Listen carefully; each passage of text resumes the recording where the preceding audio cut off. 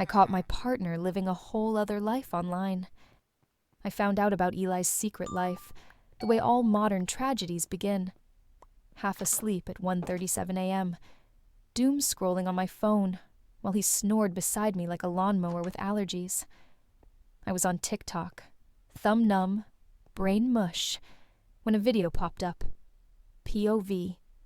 Your internet husband explains why you deserve better. The guy in the video had a familiar jawline, familiar hands, familiar stupid little freckle on his left thumb that I'd once kissed because I was feeling disgustingly in love, and we'd just eaten takeout on the floor. My brain did that slow Windows 98 loading screen thing. No, couldn't be.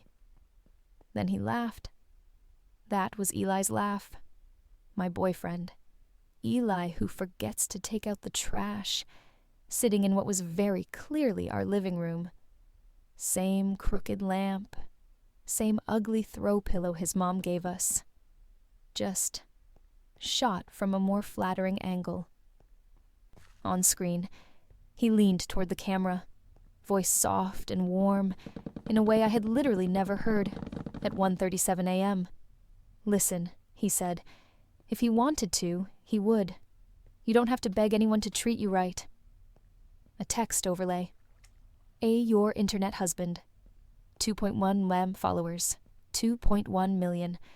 I stared at Eli's sleeping face. Same man. Same cheap target sheets. Somehow, also, the internet's husband. Are you kidding me? I whispered. He snored louder, like an answer. The next morning I did what any sane woman would do. I stalked him. Not Eli. The brand. Your internet husband was everywhere. TikTok, Instagram, YouTube, a freaking podcast. Same living room, same plants, just rearranged like I'd been living on a film set and never noticed. Video titles. 5 green flags in a man. If he raises his voice, walk away. You deserve soft mornings and safe arms. Soft mornings. This man once ate my labeled leftovers at 3 a.m. and blamed a raccoon. Comments poured in. Where can I order one of him? He's setting the standard too high. Men like this don't exist.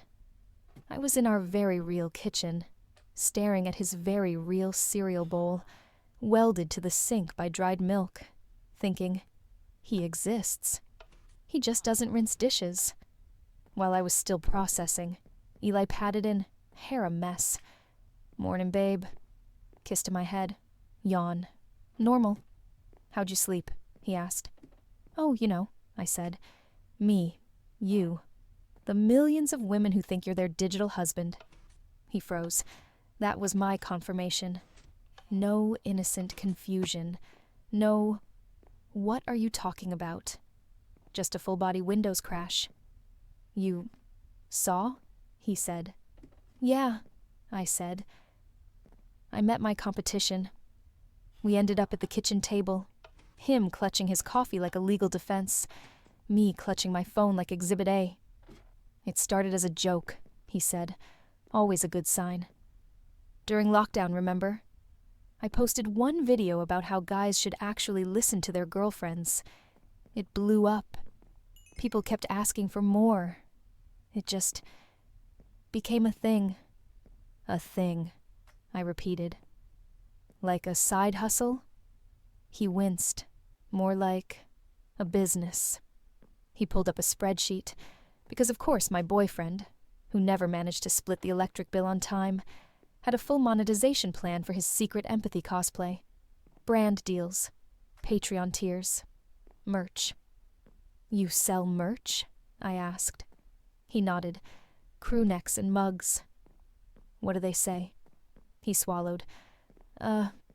Someone out there loves you like your internet husband does. I just stared at him. Somewhere in Ohio, a woman was probably sipping tea from a mug with my boyfriend's fake emotional availability on it. So you're, what? A professional good guy on the internet and a regular guy at home? I said. He flinched. That's not fair. Neither is 2.1 million women thinking you invented bare minimum decency, I shot back. We sat in silence. He finally said, I was going to tell you. I just wanted it to be successful first. Mission accomplished, I said. You forgot the part where you told me. I told him I needed space, which, in a one-bedroom apartment, meant I went to Target alone and stood in the candle aisle for an hour, breathing vanilla cashmere like it was oxygen. That night, curiosity beat dignity. I dug deeper. Not my proudest moment, but in my defense. He'd built an entire emotional theme park, using our living room. Turns out, the worst part wasn't the soft-voiced monologues. It was the stories.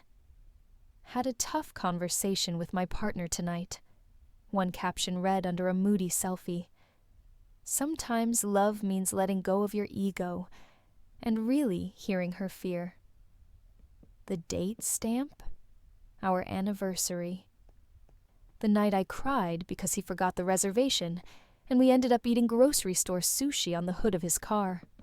Another. She deserves better than my old patterns. I'm learning to show up. He'd turned our fights into content.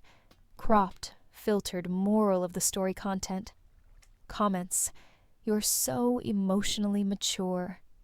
Wish my man reflected like this. Meanwhile, in offline land, he'd slept on the couch that night and muttered, You're overreacting, into a throw pillow. By the time he came home from recording a podcast episode, How Men Can Do Better, FT'd your internet husband, I was sitting cross-legged on the bed, laptop open, receipts glowy bright in the dark. So, I said, how was using my feelings for engagement?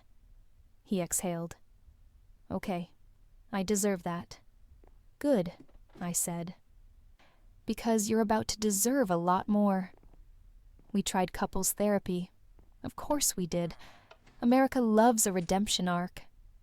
The therapist, a woman named Diane with kind eyes and a live, laugh, love sign I tried not to judge, listened while Eli explained his brand. She nodded like this was normal. So, your online persona is the ideal partner, she said, and your real-life partner feels, what? Used?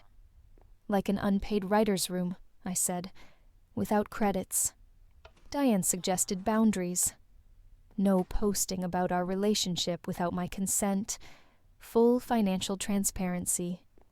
Maybe even loops me in on the creative process.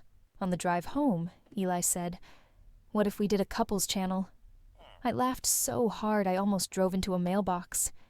You want to franchise the damage? That night, out of pure spite and a little curiosity, I made my own account. Iha the offline girlfriend. No face, no names, just stories. What it's really like to date the internet's husband. I expected maybe 12 pity views. Instead, women stitched my videos. Oh my God, is this about... Wait, is she dating him? By week 2, I had 80K followers. Apparently, people love a messy behind the scenes. Eli found it, of course. He stood in the doorway, phone in hand, jaw tight. So, we're doing this now? He asked. You've been doing this for 2 years, I said. I'm just catching up.